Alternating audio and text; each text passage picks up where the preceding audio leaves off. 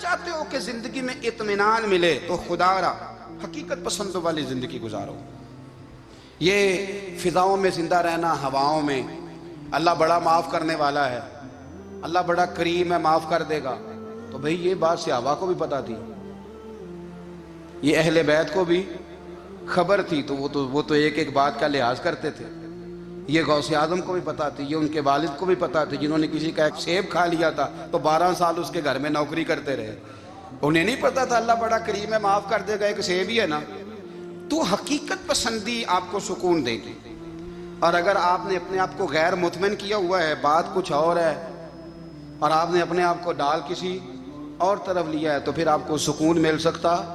سکون حقیقت پسندی میں، اصل میں سکون ہوتا ہے، اداکاری میں سکون نہیں ہوتا. تیسری بات سنیں، اگر آپ چاہتے ہیں زندگی میں مطمئن رہیں تو دنیا داروں سے امیدیں توڑ دیں، اللہ اور اس کے رسول سے امید وابستہ کریں، اولیاء اللہ سے امیدیں وابستہ کریں، صحابہ اور اہل بیت سے امیدیں، اللہ اور اللہ والوں سے امیدیں، دنیا داروں سے امیدیں. آپ کو پتہ ہے دنیا دار کی تباہی کب ہوتی ہے؟ جب انہیں خوش آمدی مل جاتی ہے. چودھری کا بیڑا اس وقت غرق ہوتا ہے جب اسے چودھری کہنے والے زیادہ ہو جاتے ہیں. سیٹھ صاحب اور نواب صاحب بیچارے تباہ تب ہوتے ہیں بھولے پن میں، جب ان کے دائیں بائیں ریلا ہوتا ہے سیٹھ صاحب کہنے کا. لوگ انہیں کھانا چاہتے ہیں، پیار ان کا نہیں ہوتا، ان کی جیب کا ہوتا ہے. محبت ان سے نہیں ہوتی، ان کی کرسی سے ہوتی ہے. ضروریات کا پیار ہوتا ہے، تباہ کر دیا جاتا ہے. ہماری ساری توقعات دنیا داروں سے وابستہ ہو گئی ہیں. ناراض نہ ہونا، پیروں نے، مولویوں نے، درویشوں نے، انہوں نے بھی سیٹ رکھے ہوئے جلسوں کی صدارت کرانے کے لیے. یعنی مذہبی جلسہ ہے، اس میں بہت زبردست پڑھے لکھے صاحب تقوی عالم کا خطاب ہے، اور کی صدارت وہ بندہ کر رہا ہے جس نے عشاء کی نماز بھی نہیں پڑھی. وہ بندہ صدارت کر رہا ہے، کیوں؟ اس لیے کہ اس نے ₹1,00,000 دیا محفل میں.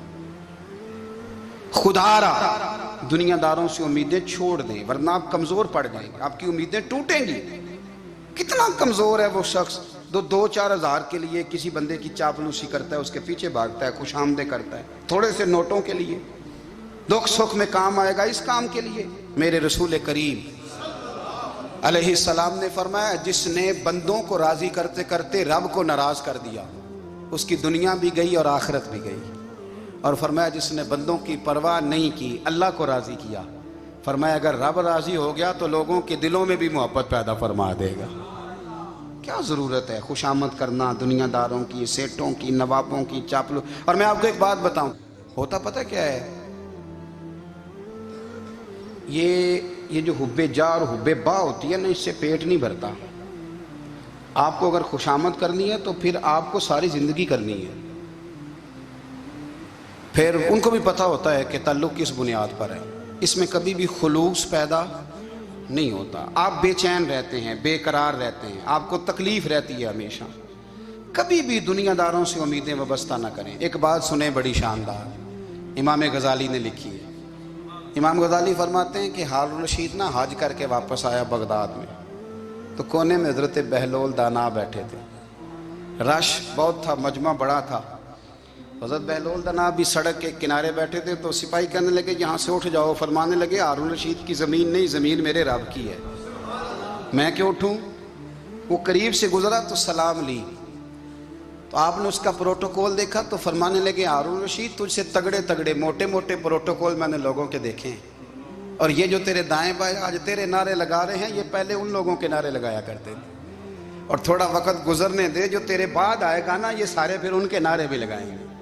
تو جھوٹ کی دنیا میں زندہ ہے، ان سے تو نے امیدیں وابستہ کی ہیں، یہ کل اس کے نعرے لگائیں گے. اس کے دل پہ بڑا اثر ہوا، گھوڑے سے اتر آیا، آگے کہنے لگا حضور آپ نے مجھے بڑی اچھی نصیحت کی ہے، میرا دل بڑا ٹھنڈا ہوا ہے. میں نے سنا ہے آپ مقروض ہیں، کچھ لوگوں کا قرض، تو مجھے کوئی حکم ہی کر دیں. آپ ہنسنے لگے، فرمانے لگے یار تو بڑا ہی بیوقوف ہے، بڑا ہی بیوقوف ہے تو. میں تجھے نصیحت کر رہا ہوں، تو مجھے الجھا رہا ہے. حضور کوئی حکم کر دیں. کیا خوبصورت انداز ہے رب کریم کے بندوں کا. حضرت بہلول دانا فرمانے لگے تیرا رب کون ہے؟ کہا اللہ، تو فرمایا میرا کون ہے؟ کہا اللہ۔ فرمانے لگے یہ تو نہیں نہ ہو سکتا کہ اللہ ہارون رشید کو دیتا رہے اور بہلول دانا کو بھول ہی جائے، یہ تو نہیں نہ ہو سکتا کہ ہارون رشید کو دیتا رہے اور بہلول دانا کو بھول جائے۔ فرمایا اس کا دل، اس کا ارادہ ہوا، ارادہ قدرت ہوا کہ بہلول مقروض رہنا چاہیے، تو اگر رب مجھے رکھنا چاہتا ہے، دکھ قبول محمد بخشا راضی رہن پیارے، اگر وہ چاہتا ہے میں مقروض رہوں تو میں بھی چاہتا ہوں کہ میں مقروض ہی رہوں، یہ تو نہیں نہ ہو سکتا کہ تجھے دے اور مجھے نہ دے۔ فرمایا میری تجھ سے کوئی امید نہیں، مجھے جب بھی دے گا میرا رب بھی دے گا، اور وہ دے گا تو پھر انشاءاللہ خزانے کھول کے دے گا۔ دنیا داروں سے امیدیں وابستہ کرنا، لوگوں کے پیچھے، یہ چھوڑ دیں، آپ بے چین رہیں گے، بے قرار رہیں گے۔ اللہ والوں سے ضرور امیدیں وابستہ کریں، اس لیے کہ ان کے پاس جو کچھ ہوتا ہے وہ دراصل رب کا ہی ہوتا ہے۔ لیکن سیٹھوں سے، نوابوں سے، سیاستدانوں سے باز آ جائیں، ہماری بڑی امیدیں وابستہ ہیں۔ میں اکثر کہتا ہوں جتنے پھیرے نوکری کے لیے دنیا دار کے دروازے پہ لگائے ہیں نا، اس سے کم دفعہ مسجد میں نفل پڑے ہوتے تو رب اتنی بڑی مہربانی فرما دیتا۔